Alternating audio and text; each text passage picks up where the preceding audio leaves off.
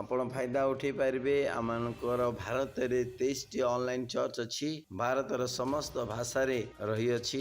ता सत्वे मध्य आमर आउ 3टी चर्च रही अछि। पिला मानक निमंते आमानकर ऑनलाइन रे रही अछि। मुक और बधिर मानक निमंते मध्य आमानकर चर्च रही अछि। साइन भाषार मंडली रही अछि।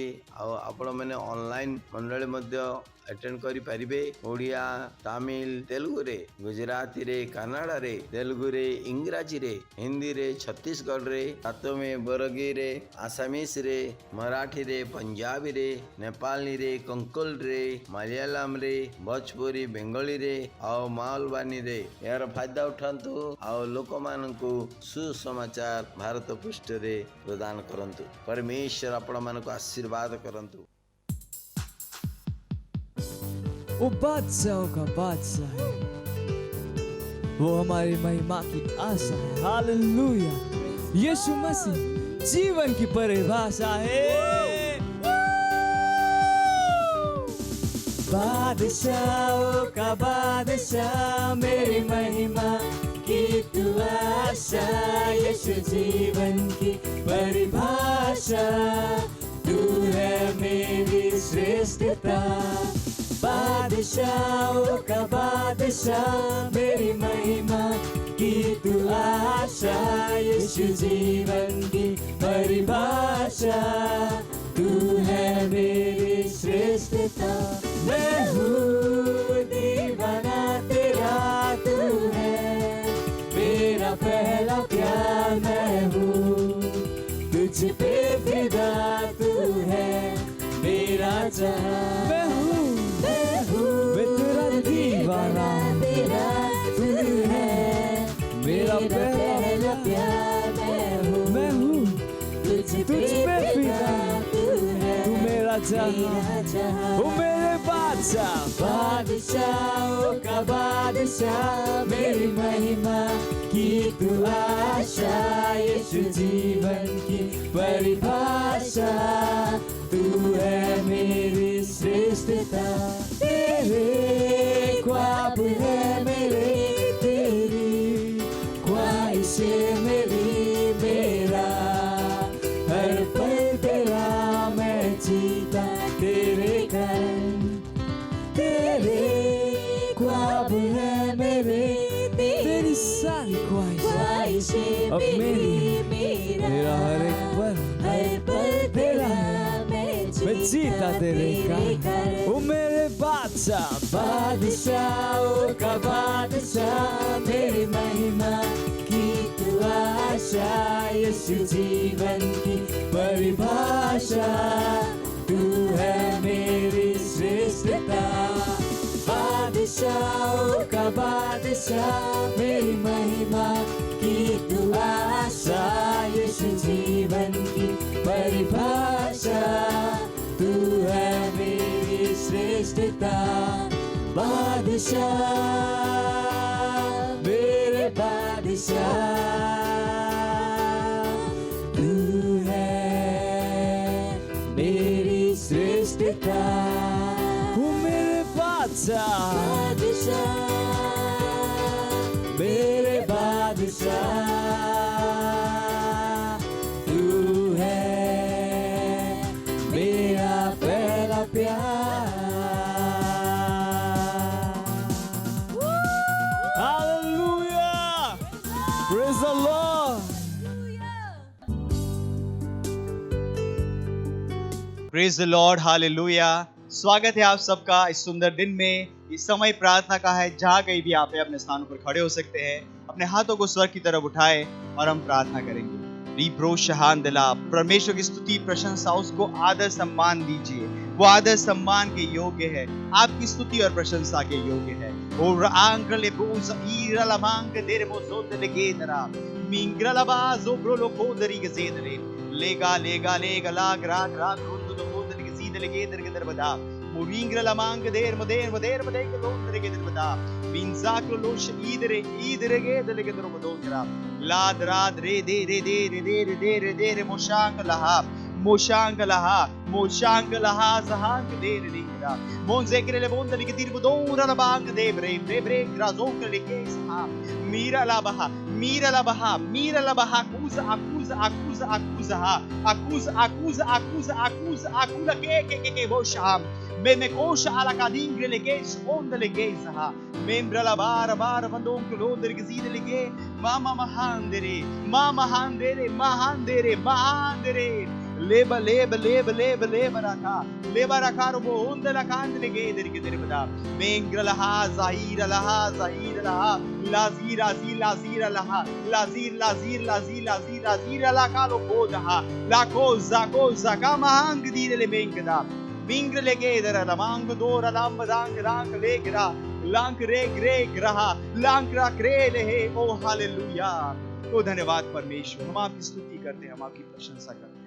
धन्यवाद परमेश्वर, धन्यवाद परमेश्वर। Hallelujah, praise the Lord. आज का हमारा पहला बिंदु है प्रार्थना का।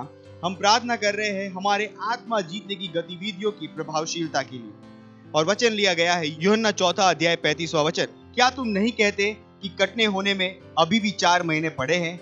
देखो, मैं तुमसे कहता हूं, अपनी आंखें उठाकर खेतों पर दृष्टि डालो कि वे कटनी के लिए पक चुके हैं।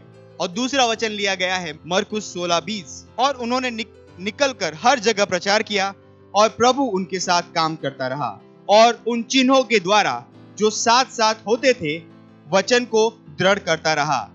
आमीन, हालेलुया। हम प्रार्थना करेंगे इस सीजन में हमारी आत्मा जीतने की गतिविधियों की प्रभावशीलता के लिए। हम घोषणा करेंगे जैसे ही हम हर रोज भटके हुओं को ढूंढते हुए उन्हें बचाने के लिए जाएंगे, प्रभु हमारे साथ काम कर रहा होगा, चिन्ह और चमत्कारों के द्वारा वचन की पुष्टि करते हुए। प्रार्थना करें हमारे भाइयों के लिए कि वो लगातार आत्मा जीतने के काम के लिए फोकस रहेंगे और उत्साही रहेंगे और हर अवसर को और अपनी पोजीशन के द्वारा, अपने प्रभाव के द्वारा सुसमाचार प्रचार करने के लिए इस्तेमाल करेंगे और बहुतों को परमेश्वर के राज्य में लाएंगे। चलिए प्रार्थना करते हैं। रिब्रासा कोंग्रेले के दरलबा लेंक्रेले मोशहांक दीप्रलबे क्रो शहांदला लेब्रलमांक दीरबोंदले के दर के दरबदांग लो सहांदले लिब्रलवांदले के दरीब्रलबा को शहींदले के दला लेजा लादीजा लेजा लेगरा लजे लेब्रलोंग लीग देरे मोंदरे के दरबदा लेब्रलमांक दीर लो शहांदली की दीदरे के दरबदा लो जा लेगेज आंक लोंदली की दीदरा लेब्रलो गोंदले के दरबदा आंक आदे ग्रदादे लादे लेगे होजा लाहा रोम के लेगे दरी गजातला होजा काला खांग लो बो शहीदरा ओम्र ले मेंग्र लमांक दीप्र ले बे शहांदला मेबे मरीगा मेबरीगा सकालो बोंदरा लेब्रे बोशहा लेब्रे बोशिंद लेब्रे सकालो बोशी करा माजी करहा मनाजे हे बोश आंदले मेंग्र ले गे दरबहा दूरहा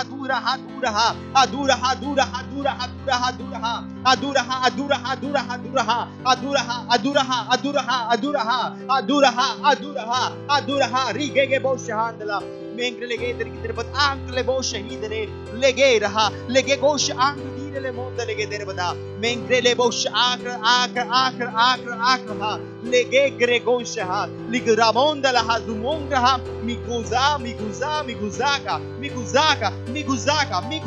मिगुजाका कारोशे मेरे ले बोंद लेगे दर मदांगला मेंग्रा बहा मेगो सबहान ग्रेगे क्रोलोशा रीगा गबोशा लीगे के बोश आकीरे ले मोंदला लमा मेंब्रला मांग दहांग ले दे रे गे दहा ले दे रे के दर बदोंगला मांब्रा बाबा कोशे के रोशा का रका लेगे के बोश हिंद लेगे ब्रलमा मेंग्रलमांद लोंग्रे लेगे दर के दर बदा। ओ हालेलुया, लेबोशहा ओ धन्यवाद परमेश्वर। हाँ परमेश्वर, हमारे आत्मा जीतने के हर एक गतिविधियां परमेश्वर प्रभावी सीजन में प्रभु यीशु के नाम में। हाँ परमेश्वर, हमारे हर भाई उत्साहित है, वो फोकस है परमेश्वर आत्माओं को जीतने के लिए। हाँ परमेश्वर, उनके हर प्रभाव के द्वारा, इन्फ्लुएंस के द्वारा परमेश्वर, वो अपनी पहुंच के द्वारा परमेश्वर वो सुसमाचार को प्रचार कर रहे हैं परमेश्वर। हाँ परमेश्वर, हमारे प्रयासों के द्वारा बहुत से लोग इस सीजन में परमेश्वर आपके राज्य में आ रहे प्रभु यीशु के नाम में। ओ धन्यवाद परमेश्वर। ग्रही लको। ओ धन्यवाद परमेश्वर। इस प्रार्थना को हम प्रभु यीशु के नाम में करते हैं, आमीन, हालेलुया, प्रेज द लॉर्ड। अभी भी हम प्रार्थना कर रहे हैं और हमारा प्रार्थना का दूसरा बिंदु है, हम प्रार्थना करेंगे हमारे फर्स्ट टाइमर्स के लिए, नए विश्वासियों के लिए और हमारे फाउंडेशन स्कूल के स्टूडेंट्स के लिए। और वचन लिया गया है यूहन्ना उसका 21वां अध्याय और 11वां वचन। शिमोन पतरस ने डोंगी पर चढ़कर 153 बड़ी मछलियां से भरा हुआ जाल किनारे पर खींचा और इतनी मछलियां होने से भी जाल न फटा।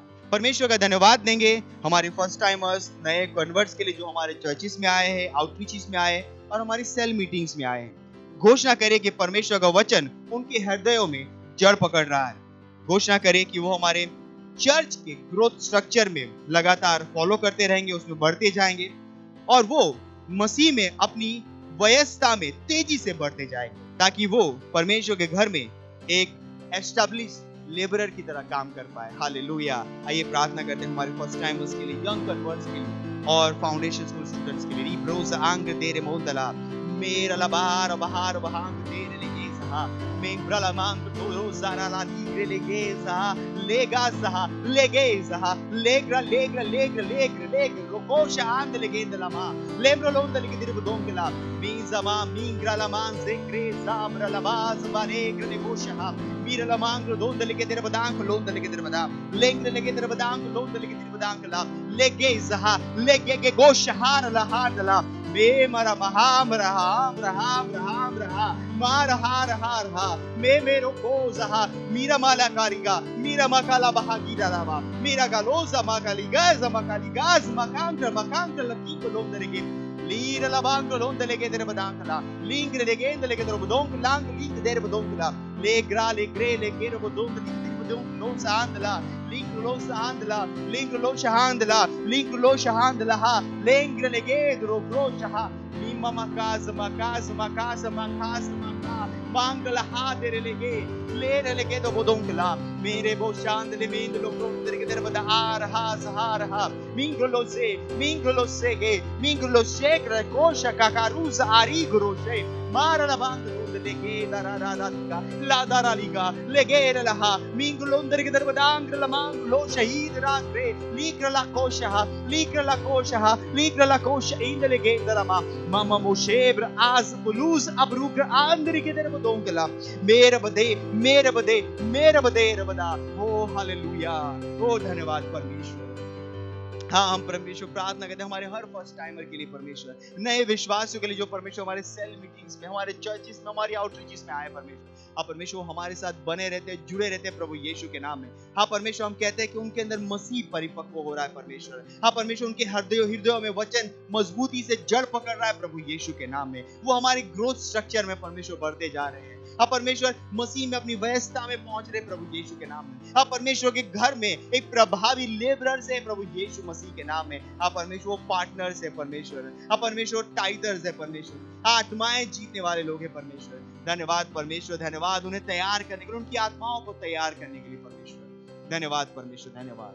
और इन सारी प्रार्थनाओं को हम प्रभु यीशु के नाम में करते हैं, आमीन, हालेलुया, प्रेज द लॉर्ड। और आखिरी हमारा प्रेयर का पॉइंट है आज का, और वो है 1 तीमुथियुस उसका 2 अध्याय 4 वचन से। वह चाहता है कि सब मनुष्य का उद्धार हो और वो सत्य को भली भांति पहचान ले। प्रार्थना कीजिए अपने परिवार, दोस्तों और पड़ोसियों के लिए कि वे उद्धार को ग्रहण कर रहे हैं और सच्चाई के ज्ञान में आ रहे हैं। प्रार्थना कीजिए कि वे यीशु को अपने प्रभु और स्वामी के रूप में ग्रहण कर रहे हैं। Let's pray. रिब्रोश आंक दे रेम्ब्रो लोसेंदलहा लेजेंद्र लेमोश इदरे केंसो बोलांक लाबांक रोशहा लेमेंजे के मोश आंक दीरा आंक लेमोश इंदले गेंदलामा लेब्रलमांद लेगे दरबदांक लोंद लेगे दरबदार मसोंद दीग्रदमा लोंद लेगे दरा अलिंग्रले मोश इंदले गेदरा अलिंग्रले मोश इंदले मोश आंक द आलको ज़हीरा अलको ज़हीगले मोश इंदरा लेर मुंदलहा लेगे दरा लेर मुंद लेगे ब्रलो शहांदला मेज बेकर ले मोशहा मेरा लमांग पूरला हाजे लोद रहा ग्रेले मोश आंगली के देर बदोंकला लेदर बदोंकलो सीध लगे देर बदांकला तुंद लगे देर बदांक लोंद लगे देर बदा मांब्राम ब्रबाजी को माकास मिलिंग एम्र आंग लीगजा एलिंगल आंग एलिंग न मोश हांद लगे दरा ले जरा कोलहा ले जरा कुल आजहीदरा अलूज अलूज अलूज अलूज अमांक दीरलहा अलूज अमांक दीरले मांगला अलूज अमांक दीर मदोंगला लांदेरे केरबा लांग देर मदांगला। ओ हालेलुया, धन्यवाद परमेश्वर, हम धन्यवाद देते परमेश्वर आपके अनुग्रह के लिए परमेश्वर, और सुसमाचार की सामर्थ के लिए परमेश्वर। हम कहते हैं परमेश्वर हमारे पड़ोसी मित्र रिश्तेदार परमेश्वर आज ही इस सामर्थ के प्रभाव में आ रहे हैं परमेश्वर, और सत्य के ज्ञान में आ रहे हैं, और प्रभु यीशु उनके जीवन का प्रभु और उद्धार करता और स्वामी हो रहा है प्रभु यीशु के नाम में। धन्यवाद परमेश्वर सारी प्रार्थनाओं को उत्तर देने के लिए। हाँ परमेश्वर, हम कहते हैं प्रभु यीशु के नाम में इन सारी प्रार्थनाओं को हम करते हैं, आमीन।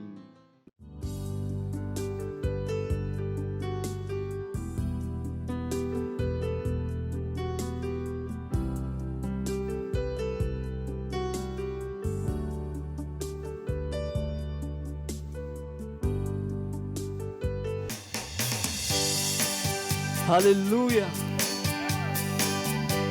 पवित्र आत्मा उपस्थिति, शांति, आनंद, प्रेम और उसके उपस्थिति सब कुछ संभव। हालेलुया।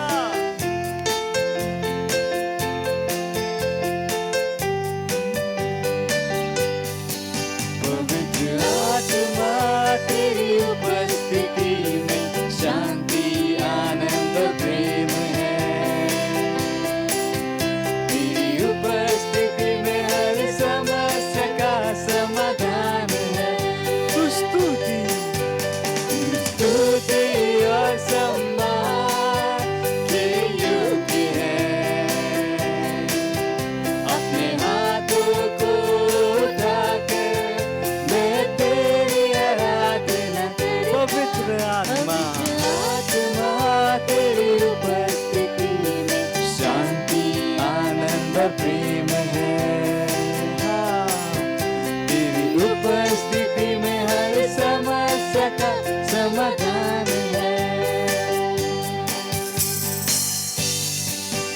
जरूरत के समयों में तू सबसे करीब सहायक, तू मेरी सहायता करता और मुझे सामर्थ देता।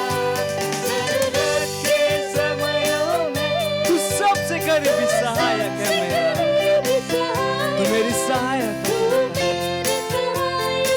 और मुझे सामर्थ देता है। हर मोड़ पर मेरा मार्गदर्शक, हर स्थिति में मेरा रक्षक।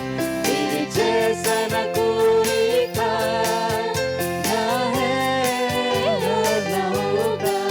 पवित्र आत्मा तेरी उपस्थिति में शांति आनंद प्रेम है। तेरी उपस्थिति में हर समस्या का समाधान है। स्तुति और सम्मान सारे सम्मान के योग्य है। और मैं अपने हाथ उठा तेरी आराधना करता हूं। अपने हाथों को उठा के मैं तेरी आराधना करता, मैं तेरी आराधना करता, मैं तेरी आराधना करता। Praise the Lord. Hallelujah. Hallelujah, praise Lord. आप सभी का स्वागत है हमारे विशेष रविवार की सभा में, और ये समय है वास्तविकता संग्रह का। वास्तविकता संग्रह आपको तैयार करे दिन के लिए और दिन को तैयार करे आपके लिए। Praise the lord, hallelujah. आज दिन रविवार दिनांक 11 सितंबर 2022, और आज के हमारे संदेश का शीर्षक है बुराई को रोकने वाला। Hallelujah, praise the Lord. हमारा आरंभिक वचन लिया गया है दूसरा थिस्सलुनीकियों अध्याय 2 वचन 7 ESV अनुवाद से, जो कहता है, क्योंकि अराजकता का भेद अब भी कार्य करता जाता है, पर अभी एक रोकने वाला है, और जब तक वह दूर ना हो जाए वह रोके रहेगा। Hallelujah, praise the Lord. Bible बुराई को रोकने वाले 3 बलों के बारे में बताती है। पहला है सरकार। रोमियो अध्याय 13 वचन 1 से लेकर 4 हमें बताता है कि जो सामर्थ्य है उसे परमेश्वर ने नियुक्त किया है और वे बुराई को रोकने के लिए स्थापित हैं।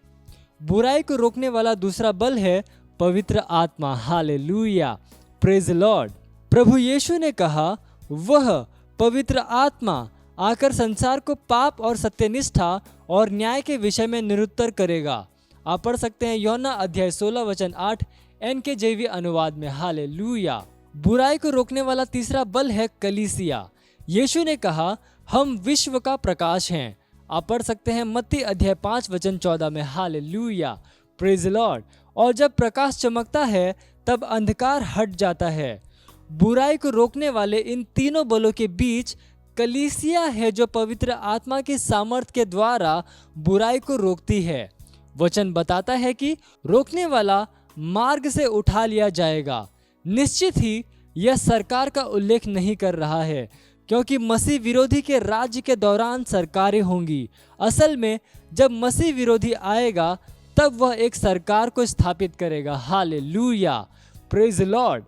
मसीह विरोधी के प्रकट होने के बाद पवित्र आत्मा को पृथ्वी पर से हटाया नहीं जाएगा, क्योंकि रैप्चर के बाद वह पृथ्वी में 1,44,000 यहूदी पुरुषों को सेवकाई करने में सहायता करेगा।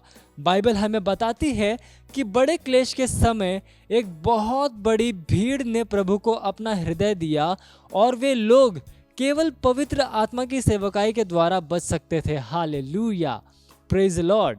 इसलिए बुराई के 3 रोकने वाले बलों में से केवल कलीसिया है जो मसीह विरोधी के प्रकट होने से पहले उठा ली जाएगी। आज बुराई को रोकने के लिए परमेश्वर कलीसिया से आशा करता है। हम विश्व का प्रकाश और पृथ्वी का नमक हैं। मत्ती अध्याय 5 वचन 13 से लेकर 14 में आप पढ़ सकते हैं। जब हम किसी बात का आदेश देते हैं तब यह हमारे लिए स्थापित हो जाती है। शैतान देशों पर प्रभुत्व नहीं कर सकता।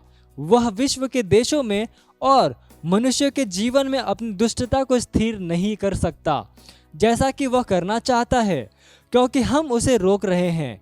रैप्चर होने तक हम उसे रोके रहेंगे और यीशु मसीह के द्वारा पृथ्वी में महिमामय रूप से राज्य करेंगे। परमेश्वर की महिमा हो। Hallelujah, praise Lord. ये समय है प्रार्थना का। आप जहाँ कहीं पे भी हैं अपने पवित्र हाथों को उठाकर अपनी आंखों को बंद करके मेरे पीछे ये प्रार्थना कर सकते हैं। बोलिए, धन्यवाद प्रभु कलीसिया पर आपके अनुग्रह के लिए। जैसे ही हम सत्यनिष्ठा के द्वारा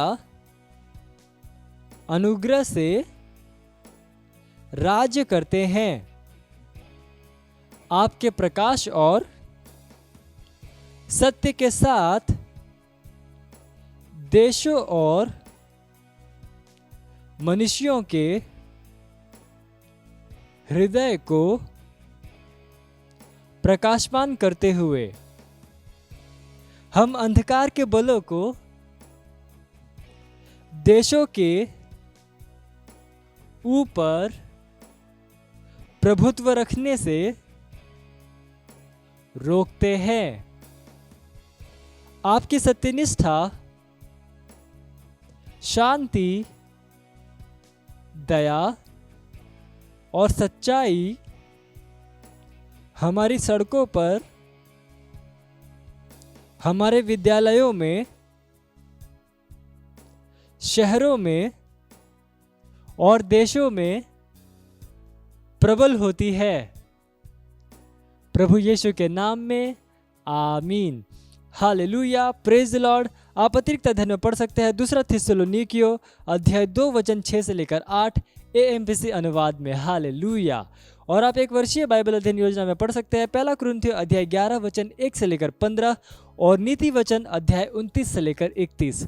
और आप 2 वर्षीय बाइबल अध्ययन योजना में पढ़ सकते हैं 2 थिस्सलुनीकियों अध्याय 3 वचन 11 से लेकर 18 और इर्मया अध्याय 29। हालेलुया। ये समय गवाही का। हम जोरदार ताली बजाकर स्वागत करेंगे हमारे गवाह का।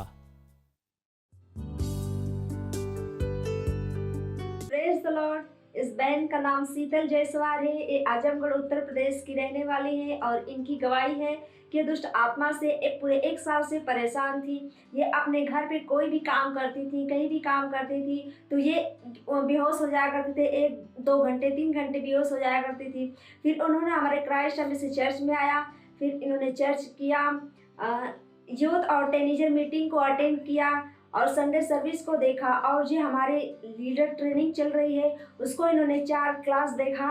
अभी ये बता रहे हैं कि मैं 4-5 दिन हो गए, ये अभी बेहोश नहीं होती हैं, पूरी तरह से चंगी हैं और ये बहुत खुश हैं, बहुत उत्साहित हैं। इसलिए परमेश्वर का धन्यवाद करती हैं और धन्यवाद करती हैं पास्टर आइजैक अग्रवाल सर का। Thank you sir. मत सोचिएगा कि आपने कोई गलती कर दी या आपने कुछ इतना बड़ा काम कर दिया कि परमेश्वर का प्रेम आपके लिए खत्म हो गया। और कभी मत होने दीजिएगा कि आप अपने आप को बेकार समझें। जब आप 24 घंटे प्रेम में चल रहे हो तो आप 24 घंटे किस में चल रहे हो? परमेश्वर की भरपूरी में। Praise the lord, hallelujah. अगर आपको उद्धार में चलना है तो आपको प्रेम करना पड़ेगा। Praise the Lord. तो प्रेम केवल मुंह का नहीं है, प्रेम में आप एक कदम उठाते हो। जैसे परमेश्वर ने जब हमसे प्रेम किया तो उसने कुछ किया। जो सम्मान परमेश्वर ने यीशु मसीह को दिया, जो मौका परमेश्वर ने यीशु मसीह को दिया, वही मौका उसने मुझे और आपको दिया है। हालेलुया। उसने हमें उसके पास बुला लिया। हालेलुया। उसने हमारा उसके बीच का जो संबंध टूट गया था उसको क्या कर दिया? जोड़ दिया। ग्लोरी। किसकी वजह से? प्रेम की वजह से। हालेलुया। मैं आदेश देता हूं बीमारी को उनके शरीरों से जाने का यीशु मसीह के नाम। मैं उन अशुद्ध आत्माओं को, उन दुर्बलता की आत्माओं को, उन बीमारी फैलाने वाली आत्माओं को आदेश देता हूं उनके शरीरों से जाने का और वापस नहीं आने का यीशु मसीह के नाम।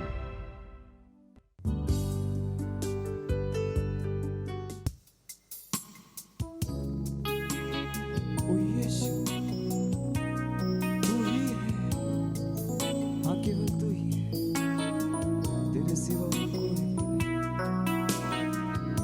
तू मार्ग है, सत्य और जीवन है।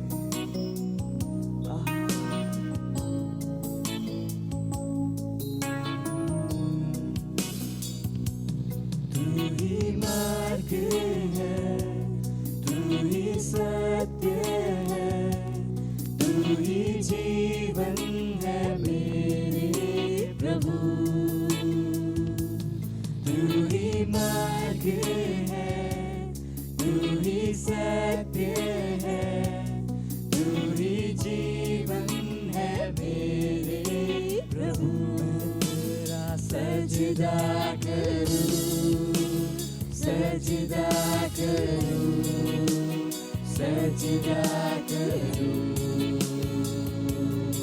यीशुआ तेरा सजदा करूं, सजदा करूं, सजदा सजदा करूं।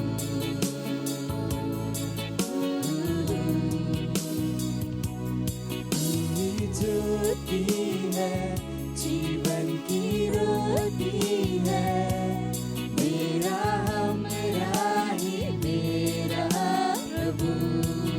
तू ही ज्योति है, तू ही ज्योति है, जीवन की रोटी, मेरा हमरा ही मेरा प्रभु।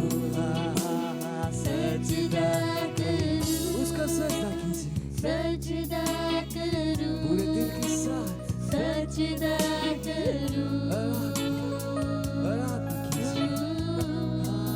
मैं सजदा करूं, सजदा करूं, सजदा करूं।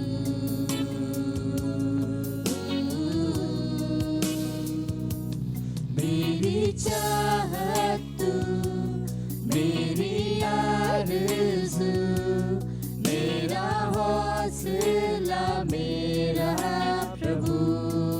ओ यीशु, मेरी चाहत तू, मेरी आरज़ू, मेरा हौसला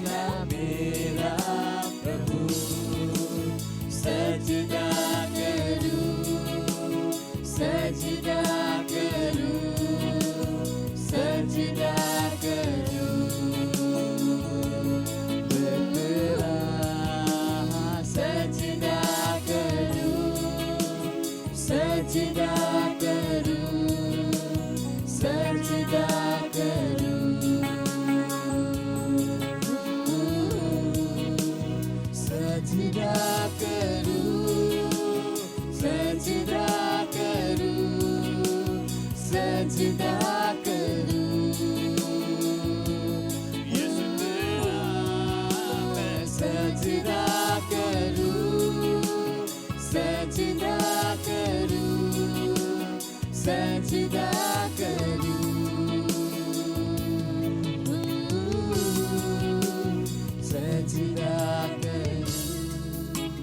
सजदा करूं सजदा करूं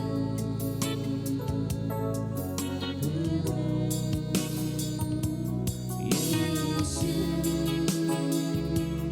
तू ही है तेरे सिवा कोई नहीं यीशु तू ही है तेरे सिवा कोई नहीं यीशु तू ही है तेरे सिवा कोई नहीं यीशु तू ही है तेरे सिवा कोई नहीं मैं सजदा करूं सजदा करूं सजदा करूं यीशु सजदा करूं सजदा करूं सजदा करूं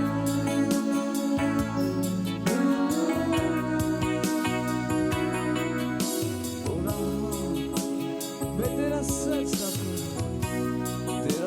करूं तेरा सजदा करूं ओ यीशुआ क्योंकि तू महान है महान है महान है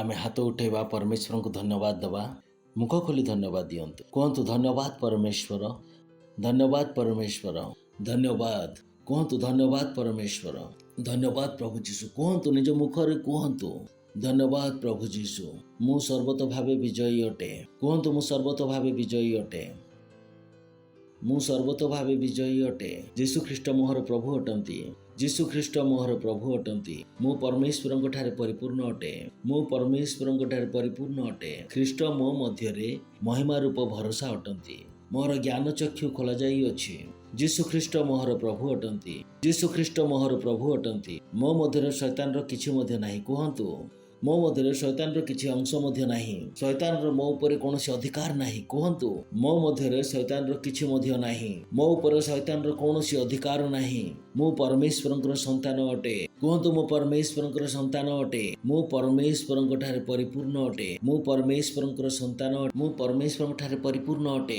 ओ धन्यवाद परमेश्वर धन्यवाद धन्यवाद धन्यवाद धन्यवाद पवित्र आत्मा आम मान जीवन तुम सेवा कार्य निमंते परमेश्वर तुम दया करुणा प्रेम निमंते धन्यवाद धन्यवाद आमको विजय देइथिबा सकाशु धन्यवाद प्रभु तुम्हें महान अट तुम्हें सर्वशक्तिमान अट तुम परी कहीं नहांती तुम्हें आम मानक देइथिबा एई समय निमंते धन्यवाद देउछु जेपरि तुम वाक्य को आमे शुणिबु शिखिबु एवं आगको बढ़िबु आमर आत्मा एवं मस्तिष्क उन्मुक्त अछि प्रभु तुम वाक्य शुणिबा निमंते एवं ग्रहण करिबा निमंते एई प्रार्थना को प्रभु जीशुଙ୍କ नामरे मागुछु आमेन बसी जानतो आपण माने वाह वाह वाह जोर रे चिल्लांतु महिमा भलर कहतु महिमा आ पड़ोसी को हाई फाई दियंतु high five high five high five बोली से को देखि हसी दियंतु प्रेज द लॉर्ड हालेलुया आसंतु खोलिबा आमे वाक्य जोहन 8 अध्याय 32 पद लेखा अछि पुनि तुमे माने सत्य ज्ञात हेबो ओ सेही सत्य तुम मान को मुक्त करिवो praise the lord you know pastor मान को कहि अछंती जे आम्भे शेष समय रे अछु आ शेष दिन मानकरे शैतान रो सबुठारु बड़ अस्त्र हेबो प्रतारणा करिबा पास्टर कहि अछंती जे परमेश्वर को वाक्य को ध्यान देवा को पड़िबो जेपरि से शैतान रो प्रतारणा रे न पड़ू प्रेज द लॉर्ड এই ଛୋଟ ଦୁନିଆରେ ଆମେ ବଞ୍ଚୁଅଛୁ। ପ୍ରତିଦିନ କିଛି ନା କିଛି ନୂତନ ପ୍ରତାରଣା ଆସିଯାଏ। ସେମାନେ ଭ୍ୟାକ୍ସିନ୍ର ପ୍ରତାରଣା କଲେ, ଭ୍ୟାକ୍ସିନ୍ ଯଦି ନେବ ତ ବଞ୍ଚିଯିବ, ମାସ୍କ ପିନ୍ଧିବ ତେବେ ବଞ୍ଚିବ। ଆଉ ସେମାନଙ୍କୁ ଆରମ୍ଭରୁ ଜଣାଥିଲା ଯେ ଏହା ପ୍ରତାରଣା ବୋଲି। ଲୋକମାନେ ସେତେବେଳେ ଜାଣୁଥିଲେ ନା ଏବେ ଜାଣୁଛନ୍ତି? ସେମାନେ ଆଜି ପର୍ଯ୍ୟନ୍ତ ସେହି ପ୍ରତାରଣାରେ ବଞ୍ଚୁଅଛନ୍ତି। କାହିଁକି? କାରଣ ପ୍ରତାରଣାର ସମାଧାନ ହେଉଛି ସତ୍ୟତା। ପ୍ରେଜ୍ ଦ ଲର୍ଡ। ପଡ଼ୋଶୀକୁ କହନ୍ତୁ, ପ୍ରତାରଣାର ସମାଧାନ ହେଲା ସତ୍ୟ। କେବେ ମଧ୍ୟ ଭୁଲନ୍ତୁ ନାହିଁ। ପୁନର୍ବାର କହନ୍ତୁ, ପ୍ରତାରଣାର ସମାଧାନ ହେଲା ସତ୍ୟତା। ସତ୍ୟତା। ଯଦି ଆପଣ ଏହି ଦୁନିଆରେ ବଞ୍ଚିବା ପାଇଁ ଚାହାନ୍ତି, ତେବେ ଆପଣ ସତ୍ୟ ବିନା ବଞ୍ଚିବା ପାଇଁ ଇଚ୍ଛା କରିପାରିବେ ନାହିଁ। ଆପଣଙ୍କୁ ସତ୍ୟ ଜାଣିବାକୁ ପଡ଼ିବ। ଯଦି ଆପଣ ସତ୍ୟକୁ ଜାଣିବେ ନାହିଁ, ତେବେ ସମ୍ପୂର୍ଣ୍ଣ ଚାନ୍ସ ଅଛି ଯେ ଆପଣ ପ୍ରତାରଣା ପାଇଯିବେ। ଆଉ କୌଣସି ବି ବ୍ୟକ୍ତି ଯେ କି ପ୍ରତାରଣା ମଧ୍ୟରେ ଅଛି, ତାହାର ବିନାଶ ସୁନିଶ୍ଚିତ ଅଟେ। କାରଣ ପ୍ରତାରଣାର ଉଦ୍ଦେଶ୍ୟ ହିଁ କ'ଣ ଅଟେ? ବିନାଶ। ଧୋକା କେବେ କାହାକୁ ଆଗକୁ ବଢ଼ିବା ପାଇଁ ଦିଆଯାଇ ନଥାଏ। ଧୋକା କାହାକୁ ମାରିବା ପାଇଁ ଦିଆଯାଇଥାଏ, ତାହାକୁ ବର୍ବାଦ କରିବା ପାଇଁ ଦିଆଯାଇଥାଏ। ସତ୍ୟତା ବହୁତ ଜରୁରୀ ଅଟେ। ଆପଣ ମନ ସ୍ଥିର କରିବେ କି ସତ୍ୟ ଜାଣିବା ପାଇଁ? ପଡ଼ୋଶୀକୁ କୁହନ୍ତୁ, ସତ୍ୟକୁ ଜାଣନ୍ତୁ। ଏଠାରେ କ'ଣ ଲେଖାଯାଇଅଛି? ପୁନର୍ବାର କୁହନ୍ତୁ। ପ୍ରଥମରୁ ଆମେ ପଢ଼ିବା, ତୁମ୍ଭେମାନେ ସତ୍ୟ ଜ୍ଞାତ ହେବ। ସତ୍ୟ ଜ୍ଞାତ ହେବ ଅର୍ଥାତ୍ ସତ୍ୟ ନିଜେ ନିଜେ ଆସିଯିବ ନାହିଁ। ଆପଣଙ୍କୁ ଜ୍ଞାତ ହେବାକୁ ପଡ଼ିବ, ପରିଶ୍ରମ କରିବାକୁ ପଡ଼ିବ। ଆପଣଙ୍କୁ ସତ୍ୟ ଜ୍ଞାତ ହେବାକୁ ପଡ଼ିବ, ଆପଣ ଅନ୍ୱେଷଣ କରିବାକୁ ପଡ଼ିବ। ଯେପରିକି ମୁଁ ଆଗରୁ ହିଁ ବାରମ୍ବାର କହିଅଛି, ଲୋକମାନେ ଶୁଣିଥିବା କଥା ଗୁଡ଼ିକୁ ଜଲ୍ଦି ବିଶ୍ୱାସ କରିନିଅନ୍ତି। ସେମାନେ ଅନ୍ୱେଷଣ କରନ୍ତି ନାହିଁ। ଯଦି ମଧ୍ୟ ସେମାନେ ଅନ୍ୱେଷଣ କରନ୍ତି, ତ ଗୁଗୁଲ୍ ଆପଣମାନଙ୍କୁ ସତ୍ୟ କହିବ ନାହିଁ। ଗୁଗୁଲ୍ ଆପଣଙ୍କୁ ସତ୍ୟ ବିଷୟ ଜଣାଇବ, ମିଡ଼ିଆ ଆପଣଙ୍କୁ ସତ୍ୟ ବିଷୟ ଜଣାଇବ, ଆପଣମାନଙ୍କର ପୁସ୍ତକ ସବୁ ଆପଣଙ୍କୁ ସତ୍ୟ କଥା କହିବ ନାହିଁ। କାରଣ ଏସବୁ ସେହି ଉଦ୍ଦେଶ୍ୟରେ ଲେଖା ହିଁ ଯାଇନାହିଁ। ପୁସ୍ତକ ସବୁ ଆପଣଙ୍କୁ ଜ୍ଞାନ ଦେବା ପାଇଁ ଲେଖାଯାଇ ନାହିଁ। ପୁସ୍ତକ ଗୁଡ଼ିକ ସେହି ସମୟର ସରକାରର ଦୃଷ୍ଟିକୋଣକୁ ବୁଝାଇବା ନିମନ୍ତେ ଲେଖାଯାଇଅଛି। ତେଣୁ ମନରେ ସ୍ଥିର କରନ୍ତୁ ଯେ ସତ୍ୟକୁ ଜାଣନ୍ତୁ। ସେହି ସତ୍ୟ ଆପଣମାନଙ୍କୁ ମୁକ୍ତ କରିବ। ସତ୍ୟ ବିଷୟ ହିଁ କେବଳ ଆପଣମାନଙ୍କୁ ମୁକ୍ତ ଦେଇପାରିବ। ଯେକୌଣସି ହୁସିଆର ଲୋକ ଆପଣଙ୍କୁ କହିଦେବ ଯେ ଆଗକୁ ବଢ଼ିବା ନିମନ୍ତେ ମୁକ୍ତି ଦରକାର। ପ୍ରେଜ୍ ଦ ଲର୍ଡ। ହାଲେଲୁୟା। ପଡ଼ୋଶୀକୁ କୁହନ୍ତୁ, ସତ୍ୟକୁ ଜାଣ, ସତ୍ୟ ଜ୍ଞାତ ହୁଅ। ପ୍ରତାରଣା ସହିତ ଆଉ ଗୋଟିଏ ବିଷୟ ମଧ୍ୟ ଅଛି ଯେ ପ୍ରତାରଣା କରିବା ଲୋକ ଖୁସି ହୋଇପାରିବେ। କହିବେ ଯେ ମୁଁ ଧୋକା ଦେଇଦେଲି।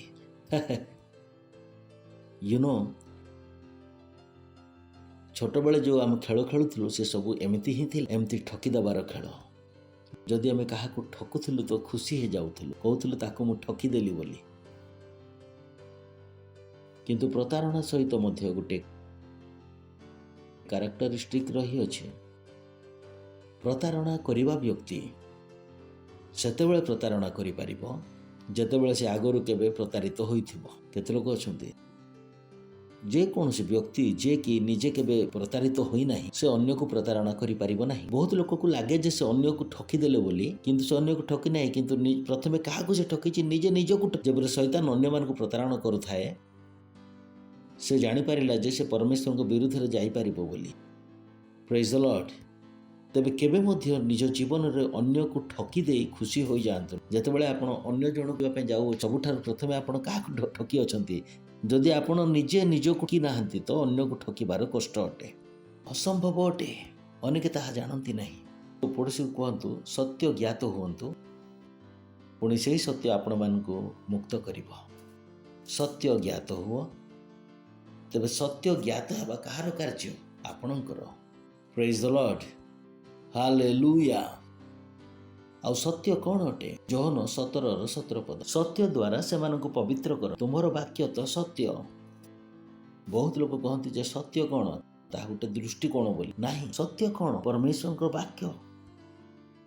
आपन को केही मध्य किछि कहि पारिबे मोहर कथा सत्य अटे बोली जदि सेमानकर वाक्य परमेश्वर वाक्य सहित मेल खाऊ ना ताहा सत्य नुहे। ताहा किछि मध्य होई पारिबो। जहाँ आपण शुणी अछंती आपण को कहिबा लोक आपण संपर्कीय होई पारंती, आपण को घरर लोक होई पारंती, आपण को सांग होई पारंती, मीडिया मध्य होई पारे नाही। जो वाक्य से कही अछि जदि वाक्य सहित मेल खाऊ नाही तेबे ताहा सत्य नुहे। सिंपल। ये आपण को बहुत सहाय्य करिवो, बहुत सहाय्य। काहेकि कारण जदि आपण सत्य को जाणु अछंती सत्य कौन अटे। सत्य परमेश्वर को वाक्य अटे। परमेश्वर को वाक्य बाहर कौन से सत्यता नहीं। से माने कहि पारंती यह सत्य बोली किंतु से विषयटी परमेश्वर को वाक्य रे जदि नाही ताहा सत्यता नुहे। Praise the Lord. पड़ोसी को कहतु परमेश्वर को वाक्य बाहर कौन से सत्यता नहीं। आप जानती बहुत लोग यह जानती नहीं। बहुत लोग वाक्य बाहर ही जीवन यापन कर से लगे जे से सत्य बंचु आग को बढ़ू अछंती किंतु परमेश्वर को वाक्य बाहर कौन सी सत्यता नहीं। जेते जल्दी आपण यहाकू जानिबे जेते जल्दी एथिरे आपण बंचिबा को आरंभ करी सेतिकी आपण को निमंते वाक्यर बाहर कौन सी सत्यता नहीं। यार अर्थ डॉक्टर कहि परिबे जे आपण को मध्यरे कैंसर अछि जदि वाक्य कहे जे आपण सुस्थ अटंती तबे आपण कोन अटंती सुस्थ अटंती। जेहेतु रोग परमेश्वर को वाक्य रु बाहर परमेश्वर काहाको मध्य रोगाग्रस्त करी निर्माण करी नाहंती। डॉक्टर को रिपोर्ट कहि परिबो जे कैंसर अछि किंतु ताहा सत्य नुहे। सत्य कौन जहाँ वाक्य कुहे तुम मान मध्य परमेश्वर जीवन तेबे तुमे रोगाग्रस्त होई परिबो नाही। यह कौन सत्य। सत्य जहाँ की वाक्य मध्य अछि। सो पड़ोसी को कहतु सत्य ज्ञात हुंतु पुणी सत्य आपण मान को मुक्त करिबो। आसंतु गीत संहिता 91 4 से आपणा पक्षरे तुमको आबरिबे ओ ताहांको डेणा तळे तुमे आश्रय नेब। सत्यता ढाल और फलक स्वरूप परमेश्वरंकर सत्यता आपण मानकर ढाल अटे। परमेश्वरंकर सत्यता आपणक पई फलक स्वरूप अटे, आपणकर अस्त्र अटे। जदि आपणक पाखरे परमेश्वरंकर सत्यता अछि तबे आपण सुरक्षित अटे। Praise the Lord. शुणुचंती आप लेखा अच्छे एठा से आपणा पक्षरे तुमको आबरिबे ओ ताहांको डेणा तळे तुम्हे आश्रय नेब। परमेश्वर पक्षरे तुमको आबरिबर अर्थ कौन। तार अर्थ नाही जे परमेश्वरंकर पक्ष अछि ताहांको डेणा तळे तुम्हे आश्रय नेब। अर्थ नुहे जे परमेश्वरंकर डेणा या गोटे कवितार गोटे भाषा अटे। से आपणा पक्षरे तुमको आबरिबे ओ ताहांको डेणा तळे तुम्हे आश्रय नेब ओ ताहांको से बुझाउ अछंती जे पक्ष ओ डेणा कौन परमेश्वरंकर सत्यता अटे। ताहांक सत्यता ढाल और फलक स्वरूप अटे। बहुत लोग कहते ओ परमेश्वर मते रक्षा। यदि आपण पाखरे ताहांकर सत्यता अछि तबे आगरु ही आपण सुरक्षित अछंती। आपण को परमेश्वर को चित्कार करी कहबा को पड़िबो नै जे मते रक्षा करो। से कहि अछंती जे ताहांकर सत्यता ढाल और फलक स्वरूप अटे। यदि आपण पाखरे सत्यता अछि तबे आपण को चित्कार करी कहबा को पड़िबो नै परमेश्वर आसी मते रक्षा करो। सेही लोक माने चित्कार करी कहंती आसी हमको रक्षा करो जो मान को पाखरे सत्यता नाही। एठारे लिखा जाई अछि जे ताहांकर सत्यता तुम मान करी मते ढालो एवं साजसज्जा अटे। एथिपाई बाइबल कहे जे वाक्य को ज्ञात हो सत्य ज्ञात हो। बहुत लोक माने डरि थांती काहेकि कारण से मानको पाखरे सत्यता नाही आउ से माने सत्य जानिबा निमंते चेष्टा मध्ये करू नाहंती। गोटे जगह जोठारे चर्च अच्छी सेठारे ही कह जाए जे सत्य को ज्ञात हुओ आ सेमान को लगे जे नाही सेठारे नुह सेठारे धर्म परिवर्तन करा जाऊ अछि। सेठारे आम मानकर मन को सफा करा जाऊ अछि, आम मान को ब्रेन को वाश करा जाऊ अछि। नाही आपण मान को सत्यता विषय कह आमे एठारे आपण मान को सत्य कहि। Praise the Lord. तबे पड़ोसी को कहतु परमेश्वरंकर सत्यता मोहर ढाल स्वरूप अटे। कहार सत्यता परमेश्वरंकर। जदि आपणक पाखरे सत्यता अछि तबे आपणको डरिबार आवश्यकता नाही। आपण सुरक्षित। Praise the lord. हालेलुया। आसंतु 2 कोरिन्थियो 10 अध्याय 4 पद। जेणु आम मानक युद्धर अस्त्र शस्त्र शारीरिक नुहे मात्र दृढ़ गढ़ भूमिशा करबा निमंते ईश्वरक दृष्टि से सब शक्तियुक्त अटे। एमपीसी रे मध्ये हम देखि परिबा। एमपीसी से कहउछन्ति जे आम मानक युद्धर अस्त्र शस्त्र शारीरिक नुहे। एहा मध्ये गोटे सत्यता जे आपण गोटे युद्धरे अछन्ति। भाबंतु नाही जे आपणकर जो युद्ध होउछि ता देखा जाऊ नाही, बम फुटु नाही, तेणु युद्ध हेउ नाही। हाँ युद्ध चालू अछि, आग अपेक्षा अधिक चालू अछि। आ युद्ध काहेकि आपणको प्रतारण करबा निमंते। ଆଉ ବାଇବଲ କହେ our weapons of warfare are not physical. ଏହା ଶାରୀରିକ ନୁହେଁ, ରକ୍ତ ଓ ମାଂସରେ ହୁଏ ନାହିଁ, କିନ୍ତୁ ସେସବୁ ଈଶ୍ୱରଙ୍କ ଦ୍ୱାରା ଶକ୍ତିଯୁକ୍ତ ଅଟେ ଦୃଢ଼ ଗୋଡ଼କୁ ଭୂମିସାତ କରିବା ନିମନ୍ତେ। ଆପଣଙ୍କୁ ସେହି ଯୁଦ୍ଧରେ ଏହି ଯୁଦ୍ଧର ଅସ୍ତ୍ରଶସ୍ତ୍ରକୁ ବ୍ୟବହାର କରିବାକୁ ପଡ଼ିବ। ଆଉ ଯୁଦ୍ଧର ଅସ୍ତ୍ରଶସ୍ତ୍ର ଆପଣ ଜାଣିଅଛନ୍ତି। ଯୁଦ୍ଧର ଅସ୍ତ୍ରଶସ୍ତ୍ର କ'ଣ ଅଟେ? ଯଦି ଆପଣଙ୍କୁ ଲାଗେ ଯେ ଯୁଦ୍ଧ ହେଉନାହିଁ, ତେବେ ଆପଣ ଧୋକାରେ ଅଛନ୍ତି। ଯୁଦ୍ଧ ଚାଲୁଅଛି। ଏହି ଯୁଦ୍ଧ ଆପଣଙ୍କ ଗ୍ରହର ଖାଦ୍ୟ ଖାଇବା ନିମନ୍ତେ ନୁହେଁ, ଯୁଦ୍ଧ ତାଠାରୁ ବଳି ଅଧିକ ଅଟେ। ଯଦି ଆପଣ ସେହି ଯୁଦ୍ଧ କରିବେ ନାହିଁ, ତେବେ ଆପଣଙ୍କ ଗୃହରେ ମଧ୍ୟ ଖାଦ୍ୟର ଅଭାବ ଦେଖାଯିବ। ଯେତେବେଳେ ଲକଡାଉନ ଥିଲା ସେତେବେଳେ କିଏ ରନ୍ଧାବଢ଼ା କରୁଥିଲା? ଯାହା ପାଖରେ ଟଙ୍କା ଥିଲା। କିଏ ବିଜନେସ୍ କରିପାରୁଥିଲା? ଯେତେବେଳେ ତାହା ଖୋଲାଗଲା ଆଉ ଲୋକମାନେ ମୋତେ ଏହା କରିବାର ଅଛି, ମୋତେ ତାହା କରିବାର ଅଛି, ମୋତେ ପ୍ରାର୍ଥନା କରିବାକୁ ସମୟ ହେଉନାହିଁ, ଆମେ ଆତ୍ମାଗୁଡ଼ିକ ଲାଭ କରିପାରିବୁ ନାହିଁ, 2 ବର୍ଷ ଯାଏ ଆମେ ପଇସା ରୋଜଗାର କରିନା, ବର୍ତ୍ତମାନ ଆମେ କ'ଣ କରିବୁ? ଟଙ୍କା ରୋଜଗାର କରିବୁ। ମୁଁ କହୁଛି ଏବେ ତ ଜ୍ଞାନ ପାଇଯିବା କଥା ଯେ ପ୍ରାର୍ଥନା କେତେ ଜରୁରୀ, ଆତ୍ମାଗୁଡ଼ିକ ଲାଭ କରିବା କେତେ ଜରୁରୀ ଅଟେ, ଚର୍ଚ୍ଚକୁ ଯିବା କେତେ ଜରୁରୀ ଅଟେ। ଯଦି ଚର୍ଚ୍ଚ କହିନଥାନ୍ତେ ତେବେ ଏହି ଦୁନିଆ ଖୋଲା ହୋଇନଥାନ୍ତା। ଯେହେତୁ ସେମାନେ ଯେଉଁ ଯୋଜନା କରିଥିଲେ ଏହି ଲକଡାଉନ କେବେ ମଧ୍ୟ ଶେଷ ନ ହେଉ, କେବେ ଆପଣଙ୍କ ଚେହେରାରୁ ମାଂସ କମି ନଯାଉ, ତାହା ସେମାନଙ୍କର ଯୋଜନା ଥିଲା। ବର୍ତ୍ତମାନ ମଧ୍ୟ ସେହି ଯୋଜନା ରହିଛି। ସେମାନେ ଧୀରେ ଧୀରେ କହିବାକୁ ଚେଷ୍ଟା କରୁଅଛନ୍ତି, ମୁଁ ଏବଂ ଆପଣମାନେ ପ୍ରାର୍ଥନା କରୁଥିବା ସକାଶୁ ସେପରି ହେଲା ନାହିଁ। କିନ୍ତୁ ବହୁତ ଖ୍ରୀଷ୍ଟିଆନ ଲୋକମାନେ ଆଜି ମଧ୍ୟ ପ୍ରାର୍ଥନା କରୁନାହାନ୍ତି, ସେମାନେ ବାକ୍ୟ ପଢ଼ୁନାହାନ୍ତି, ସେମାନେ ଆତ୍ମାଗୁଡ଼ିକ ଲାଭ କରୁନାହାନ୍ତି, ଯେହେତୁ ସେମାନଙ୍କୁ ଜଣା ହିଁ ନାହିଁ ଯେ କ'ଣ ଘଟୁଅଛି। ସେମାନଙ୍କୁ ଲାଗେ ଯେ ଯୁଦ୍ଧ ଶେଷ ହୋଇଅଛି, କିନ୍ତୁ ଯୁଦ୍ଧ ବଢ଼ୁଅଛି, ଯୁଦ୍ଧ ଆହୁରି ପ୍ରବଳ ହୋଇଯାଉଅଛି। ଏଥିନିମନ୍ତେ ଆମମାନଙ୍କୁ ଯୁଦ୍ଧରେ ଆମମାନଙ୍କର ଯୁଦ୍ଧର ଅସ୍ତ୍ରଶସ୍ତ୍ରକୁ ବ୍ୟବହାର କରିବାକୁ, କାରଣ ଏହା ଶାରୀରିକ ନୁହେଁ, ଏହା କ'ଣ ଆତ୍ମିକ ଅଟେ। ସବୁଠାରୁ ବଡ଼ କ'ଣ? ଆପଣମାନଙ୍କର ପ୍ରାର୍ଥନା। ଆପଣମାନଙ୍କର ପ୍ରାର୍ଥନା। ଆପଣ ଏ ପ୍ରକାର କୌଣସି ଦିନ ଯିବାକୁ ଦିଅନ୍ତୁ ନାହିଁ ଯେଉଁଦିନ ଆପଣ ପ୍ରାର୍ଥନା କରୁନାହାନ୍ତି। ଆପଣ ଏ ପ୍ରକାର କୌଣସି ଗୋଟିଏ ଦିନ ଯିବାକୁ ଦିଅନ୍ତୁ ନାହିଁ ଯେଉଁଦିନ କି ଆପଣ ଆତ୍ମା ଲାଭ କରିନାହାନ୍ତି। ଚିନ୍ତା କରି ଦେଖନ୍ତୁ, ଯଦି କେହି ମୋତେ ଯୀଶୁଙ୍କ ବିଷୟରେ କହିନଥାନ୍ତେ ତେବେ ମୁଁ ଯୀଶୁଙ୍କ ବିରୋଧରେ ହିଁ କାର୍ଯ୍ୟ କରୁଥାନ୍ତି। ଏ ପ୍ରକାର ବହୁତ ଅଛି ଯାହା ଯୀଶୁଙ୍କ ବିଷୟରେ ଆପଣ କହିପାରିବେ। କେତେଜଣ କହିପାରିବେ ନାହିଁ ପାଷ୍ଟର ଆମର କ'ଣ, ଆମେ ଘରେ କାର୍ଯ୍ୟ କରୁ। ଆପଣ ଜାଣିଛନ୍ତି କି ନାମାନ ଯିଏକି ଜଣେ ସେନାପତି ଥିଲା, ବାଇବଲ କୁହେ ଯେ ତାହାକୁ ସୁସମାଚାର ତାଙ୍କ ଘରେ କାର୍ଯ୍ୟ କରୁଥିବା ଦାସୀ ଝିଅଟି କହିଥିଲା। ଯଦି ଆପଣ ହୋଟେଲର ୱେଟର ଭାବରେ ଅଛନ୍ତି, ଆପଣ ଜାଣିନାହାନ୍ତି ଯେ ଯେଉଁ ଲୋକକୁ ଆପଣମାନେ ଖାଦ୍ୟ ପରିବେଷଣ କରୁଛନ୍ତି ସେମାନଙ୍କ ନିକଟକୁ ଆମେ ପହଞ୍ଚି ମଧ୍ୟ ପାରିନଥାଉ। ଯଦି ଆପଣ ଜଣେ କାର୍ପେଣ୍ଟର ବା ବଢ଼େଇ ଯେଉଁ ବଡ଼ ଲୋକ ଘରେ ଆପଣ କାର୍ଯ୍ୟ କରୁଅଛନ୍ତି ସେହି ଘରକୁ ହୋଇପାରେ ଆମେ ପହଞ୍ଚି ନପାରୁ, କିନ୍ତୁ ଆପଣ ସେ ଘରେ କ'ଣ ପରମେଶ୍ୱରଙ୍କ ଦ୍ୱାରା ପଠାଯାଇଥିବା ବ୍ୟକ୍ତି। ତେବେ ଭାବନ୍ତୁ ନାହିଁ ଯେ ନାହିଁ ମୁଁ ଏ କାର୍ଯ୍ୟ କରୁଅଛି। ବିଷୟଟି ସେ କାମରେ ନୁହେଁ, କିନ୍ତୁ ଆପଣ କାମ ସେଠାରେ କାହିଁକି କରୁଅଛନ୍ତି? ଯେକୌଣସି କାର୍ଯ୍ୟ ଆପଣ କରୁଅଛନ୍ତି, ଯେକୌଣସି ବିଜନେସ୍ ଆପଣ କରୁଅଛନ୍ତି, ପରମେଶ୍ୱର ଆପଣମାନଙ୍କୁ ଦେଇଅଛନ୍ତି, ଯଦ୍ୱାରା କି ସେ ପରମେଶ୍ୱରଙ୍କ ସତ୍ୟତା ଆପଣ ଲୋକମାନଙ୍କ ନିକଟରେ ପହଞ୍ଚାଇ ପାରନ୍ତି। ଯଦି ଆପଣ ଅଟୋ ଚଲାଉଅଛନ୍ତି, ଯେଉଁ ଲୋକମାନେ ଅଟୋରେ ବସୁଅଛନ୍ତି ସେମାନଙ୍କ ନିକଟରେ ଆମକୁ ପହଞ୍ଚିବାର ଅସମ୍ଭବ ଅଟେ। ଯେଉଁ ଲୋକମାନେ ଆପଣଙ୍କ ନିକଟକୁ ଚା ପିଇବା ପାଇଁ ଆସୁଛନ୍ତି ସେମାନଙ୍କଠାରେ ଆମକୁ ପହଞ୍ଚିବାର ଅସମ୍ଭବ ଅଟେ। ଆପଣମାନେ ହିଁ ପହଞ୍ଚିବେ। ତେବେ ଆପଣ ମନରେ ସ୍ଥିର କରିବାକୁ ପଡ଼ିବ ଯେ ମୁଁ କ'ଣ କରିବି? ଏହି ଯୁଦ୍ଧର ଅସ୍ତ୍ରଶସ୍ତ୍ରକୁ ମୁଁ ବ୍ୟବହାର କରିବି। ଯେଉଁ ଲୋକମାନଙ୍କୁ ମୁଁ ସାକ୍ଷାତ କରୁଅଛି ସେମାନଙ୍କ ପାଇଁ ମୁଁ ପ୍ରାର୍ଥନା କରିବି। ଭାବନ୍ତୁ ନାହିଁ ଯେ ଆପଣ ବେକାର ଅଟନ୍ତି। ଆପଣ କାମ କାହିଁ କରୁଛନ୍ତି? ଆପଣଙ୍କର ଯେଉଁ ଭ୍ୟାଲୁ ଅଛି ସେହି ହିସାବରେ କାର୍ଯ୍ୟ କରନ୍ତୁ। ଆସନ୍ତୁ ଆଉ ଗୋଟିଏ ପଦ ପଢ଼ିବା, ଦାନିଏଲ 12:3 ପଦ। ଆଉ ଯେଉଁମାନେ ଜ୍ଞାନବାନ ସେମାନେ ଆକାଶର ଦୀପ୍ତି ତୁଲ୍ୟ, ଓ ଯେଉଁମାନେ ଅନେକଙ୍କୁ ଧର୍ମର ପ୍ରତି ଫେରାଇ ଆଣନ୍ତି ସେମାନେ ତାରାଗଣର ତୁଲ୍ୟ ଅନନ୍ତକାଳ ପର୍ଯ୍ୟନ୍ତ ତେଜସ୍ୱୀ ହୁଅନ୍ତୁ। ସେମାନେ ତାରାଗଣ ତୁଲ୍ୟ ଅନନ୍ତକାଳ ପର୍ଯ୍ୟନ୍ତ ତେଜସ୍ୱୀ ହେବେ। ସେମାନେ କେବଳ ପରମେଶ୍ୱରଙ୍କ ଗୃହର ତାରାଗଣ, ଯେଉଁମାନେ କି ସର୍ବଦା ତେଜସ୍ୱୀ ଦେଖାଯାଆନ୍ତି। ପ୍ରେଜ୍ ଦ ଲର୍ଡ। ଶୁଣୁଛନ୍ତି କି କ'ଣ ଲେଖା ହେଇଛି? ଅନନ୍ତକାଳ ତାରାଗଣ କାହା ତୁଲ୍ୟ? କେତେ ଧନୀ ଲୋକମାନେ ଆଜି ମରିଯାଇଛନ୍ତି, ସେମାନେ ତେଜସ୍ୱୀ ଦେଖାଯାଉ। ଚିନ୍ତା କରି ଦେଖନ୍ତୁ, ଯେଉଁମାନେ ଆତ୍ମାଗୁଡ଼ିକ ଲାଭ କରୁଅଛନ୍ତି ସେମାନେ ଆଜି ପର୍ଯ୍ୟନ୍ତ ତେଜସ୍ୱୀ ଦେଖାଯାଉଅଛନ୍ତି। ଇସାକ ବର୍ତ୍ତମାନ ମଧ୍ୟ ଚମକୁ। ପ୍ରେଜ୍ ଦ ଲର୍ଡ। ଦାଉଦ ଆଜି ମଧ୍ୟ ଚମକୁଅଛନ୍ତି। ହାଲେଲୁୟା। ତେବେ ଆପଣ ନିଜ ମନ ସ୍ଥିର କରନ୍ତୁ, ଆପଣ କେଉଁ ତାରା ବନିବେ? এই ଯେଉଁ ଆତ୍ମାଗୁଡ଼ିକ ଆପଣ ଲାଭ କରୁଅଛନ୍ତି ଅନନ୍ତ କାଳ ଯାଏ ଆପଣ ତେଜସ୍ୱୀ ଦେଖାଯିବେ, ଅନନ୍ତ କାଳ ପର୍ଯ୍ୟନ୍ତ। ଆପଣ କେବେ ନିଚକୁ ଯିବେ ନାହିଁ। ବହୁତ ଲୋକ ଜାଣନ୍ତି ନାହିଁ, ବହୁତ ଲୋକ ଆତ୍ମାଗୁଡ଼ିକ ଲାଭ କରିବା ପାଇଁ ଚେଷ୍ଟା କରିନାହାନ୍ତି। ଆତ୍ମା ଲାଭ କଲେ ଆମର କ'ଣ ଲାଭ ହେବ? ଆପଣମାନଙ୍କର ତେଜ କେବେ କମିବ ନାହିଁ। ପ୍ରେଜ୍ ଦ ଲର୍ଡ। ଆପଣ ନିଜ ମନକୁ ସ୍ଥିର କରିବା ଉଚିତ ଯେ ଆପଣ କ'ଣ ହେବେ? ସେହି ତାରା, ଯେଉଁ ତାରା କି ସବୁବେଳେ ଚମକ। ତାହା କେଉଁ ତାରା? ଯାହାକି ଅନେକଙ୍କୁ ଧର୍ମ ପ୍ରତି ଫେରାଇ ଆଣେ। ସ୍ୱର୍ଗରେ ମଧ୍ୟ ଆପଣ ତେଜସ୍ୱୀ ଦେଖ, ସ୍ୱର୍ଗରେ ମଧ୍ୟ ଆପଣଙ୍କୁ କିଛି ମିଳିବ।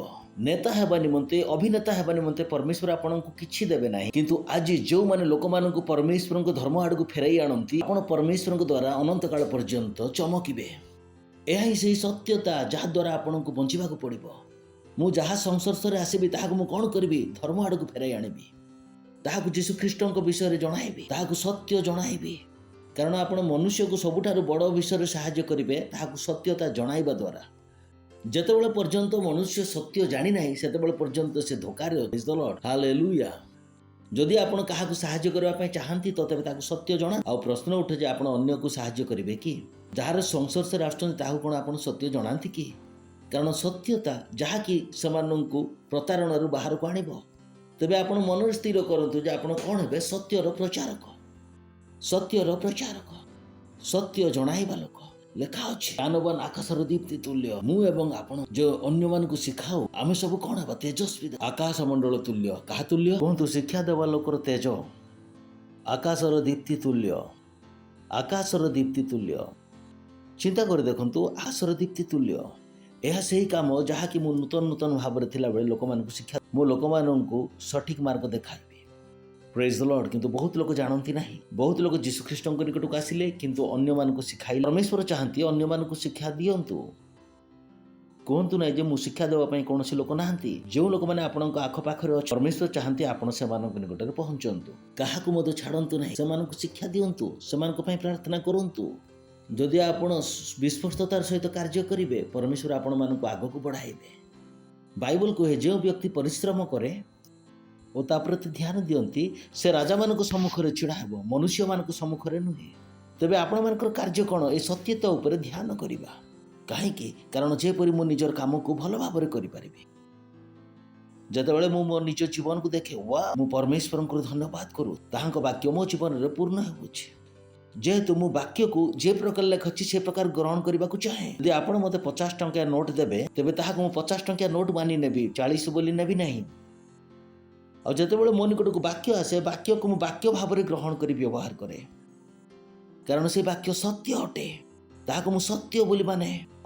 ଆଉ ଯେତେବେଳେ ମୋ ଜୀବନକୁ ମୁଁ ଆରମ୍ଭ କଲି, ନାହିଁ ମୁଁ ଏହି ବାକ୍ୟ ଦ୍ୱାରା ଜୀବନଯାପନ କରିବି, ବାକ୍ୟ ଦ୍ୱାରା ଜୀବନଯାପନ କରିବି। ମୁଁ ଆପଣମାନଙ୍କୁ କହିଥିଲି ମୁଁ ଦୁନିଆ ବଦଳାଇ ଦେବି, କହିନଥିଲି ମୁଁ ବଦଳା ହେଉଅଛି। ଯେବେ ଆପଣ ବିଶ୍ୱସ୍ତ ଭାବରେ ପରମେଶ୍ୱରଙ୍କ କାର୍ଯ୍ୟ କରୁଅଛନ୍ତି ପରମେଶ୍ୱର ଆପଣମାନଙ୍କୁ ଆଗକୁ ବହୁତ ଲୋକ ବଢ଼ନ୍ତି ନାହିଁ କାରଣ ସେମାନେ ପରମେଶ୍ୱରଙ୍କ କାର୍ଯ୍ୟ ବିଶ୍ୱସ୍ତ ଭାବରେ କରନ୍ତି ନାହିଁ। ଶିକ୍ଷା ଦେବା ଲୋକର ତେଜ ଆକାଶର ଦୀପ୍ତି ତୁଲ୍ୟ। ମୁଁ ମଧ୍ୟ ଏକୁଟିଆ ମୁମ୍ବାଇ ଆସି ବର୍ତ୍ତମାନ ଏତେ ବଡ଼ ହୋଇଗଲି। କେତେ ଲୋକ ଏକାକୀ ଆସିଥାନ୍ତି, ଆଜି ମଧ୍ୟ ଏକୁଟିଆ ଥାନ୍ତି। ଆଗରୁ ମଧ୍ୟ ଗରିବ ଥିଲେ, ଏବେ ବି ଗରିବ। ମୁଁ ନୁହେଁ, ମୁଁ ଆପଣମାନଙ୍କୁ କହିଅଛି ମୁଁ 194 ଟଙ୍କା ଧରି ଆସି କେହି ଜାଣିନଥିଲି ବର୍ତ୍ତମାନ ମୁଁ କ'ଣ ଅଟେ, କିନ୍ତୁ ଆଜି ମୁଁ ଏଠାରେ ଅଛି। ପୁରା ଦୁନିଆ ମୋତେ ଜାଣୁଅଛନ୍ତି, ପୁରା ଦୁନିଆ ଜାଣନ୍ତି, ପ୍ରତ୍ୟେକ ମୋତେ ଜାଣନ୍ତି। କାହିଁକି? କାରଣ ଶିକ୍ଷା ଦେବା ଲୋକର ତେଜ କି ପ୍ରକାର ହେବ? ଆକାଶର ଦୀପ୍ତି ତୁଲ୍ୟ। କାରଣ ମୁଁ ମନରେ ସ୍ଥିର କରୁଥିଲି ମୁଁ ଏକୁଟିଆ ସାରା ଦୁନିଆକୁ ପୁଣି ମୁଁ ରକ୍ଷା କରିବି, ଚିନ୍ତା କରିବି ନାହିଁ। ମୁଁ ମନରେ ସ୍ଥିର କରିଅଛି, ମୁଁ ଚିନ୍ତା କଲି ନାହିଁ ମୋ ଟଙ୍କା ଅଛି ନା ନାହିଁ, ମୋର କିଛି ଫରକ ପଡ଼େ ନାହିଁ ମୋ ପାଖରେ ଖାଦ୍ୟ ଅଛି ନା ନାହିଁ। କିନ୍ତୁ ବହୁତ ଲୋକକୁ ଏହା ଫରକ ପଡ଼େ, ଖାଦ୍ୟ ଅଛି ନା ନାହିଁ, ଟଙ୍କା ଅଛି ନା ନାହିଁ। ଏ ବିଷୟରେ ମୋର ଚିନ୍ତା କେବେ ଥିଲା ନା ଅଛି ନା ହେବ। ମୋର ମନ କ'ଣ ମୁଁ ସତ୍ୟକୁ ପ୍ରଚାର କରୁଅଛି। ଆଉ ମୁଁ ଜାଣେ ଯେ ଯଦି ମୁଁ ସତ୍ୟକୁ ପ୍ରଚାର କରିବି ତେବେ ଲାଭ କାହାର ହେବ? ମୋର।